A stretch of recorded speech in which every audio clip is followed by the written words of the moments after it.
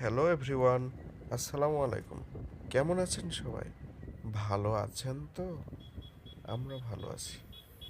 আজকে ঘুরতে ঘুরতে চলে আসলাম মহেশপুর টু চৌগাছা ঢুকতে যে মেন পয়েন্ট, নদীর যে ব্রিজ, সেই ব্রিজের উপরে দাঁড়িয়ে আছি।